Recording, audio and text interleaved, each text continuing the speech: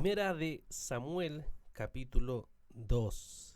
Dice entonces Ana oró y dijo: mi corazón se regocija en el Señor, mi fortaleza en el Señor se exalta, mi boca habla sin temor contra mis enemigos, por cuanto me regocijo en tu salvación.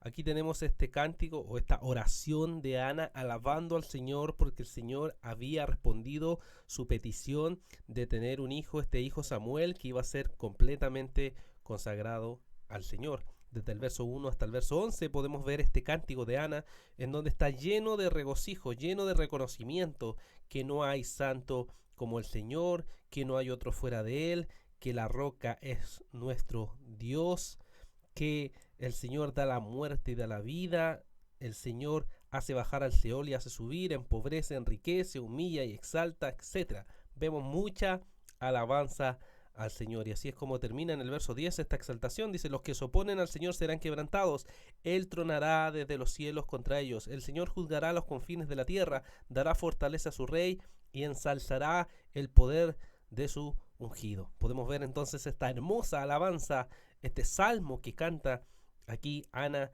en adoración al Señor. Y luego desde el verso 12 hasta el verso 26 empieza a describirnos que Elí, el sacerdote que había aparecido en el capítulo anterior, tenía hijos que eran hijos indignos, hijos que vivían en pecado.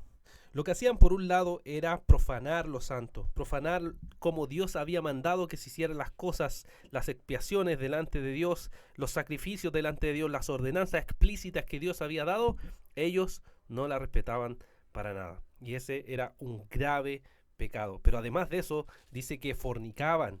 Ellos fornicaban en la presencia del Señor, en el mismo templo, en el mismo lugar santo. Ellos estaban fornicando y no estaban considerando para nada al Dios que ellos supuestamente adoraban. Era muy grande el pecado que ellos tenían, y eso se contrasta en estos versículos con Samuel, porque por otro lado Samuel se dice que era alguien que ministraba en la presencia del Señor, que era alguien que crecía delante del Señor. Sin embargo, los hijos de Elí no eran así. Y podemos ver que incluso Elí lo intenta reprender en el verso 22, cuando ya era muy anciano y oyó lo que sus hijos estaban haciendo todo Israel, cómo se acostaban con las mujeres que servían a la entrada de la tienda de reunión, y les preguntó: ¿por qué hacen estas cosas malas que oigo hablar a todo el pueblo? No, hijos míos, porque no es bueno el informe que oigo circular por el pueblo del Señor. Entonces les dice esta reprensión, pero se nota que ellos no les importa absolutamente nada, y era porque el Señor iba a ejecutar un juicio contra ellos. Y así es como nos dice desde el verso 27 hasta el verso 36, terminando este capítulo, donde nos describe el juicio que va a haber contra la casa de Elí.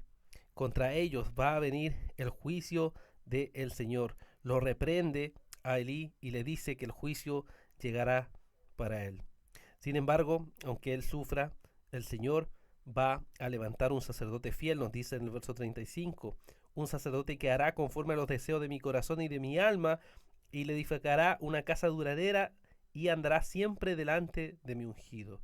Termina el verso 36 diciendo: y todo aquel que haya quedado de tu casa vendrá y se postrará ante él por una moneda de plata o una torta de pan, y le dirá: asígname a uno de los oficios sacerdotales para que pueda comer un bocado de pan. Un juicio terrible, el cual iba a vivir Elí y su descendencia. ¿Qué es lo que podemos, hermanos, meditar acerca de este capítulo? Primero, que Ana alaba a Dios por lo que es y por lo que hace. Ana había visto la mano misericordiosa del Señor, así como nosotros podemos ver la mano misericordiosa de Dios en nuestra vida.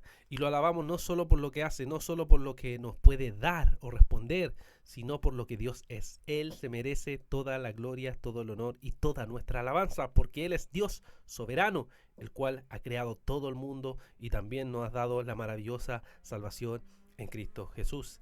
También podemos meditar en el pecado del sacerdote Elí, que tiene consecuencias graves.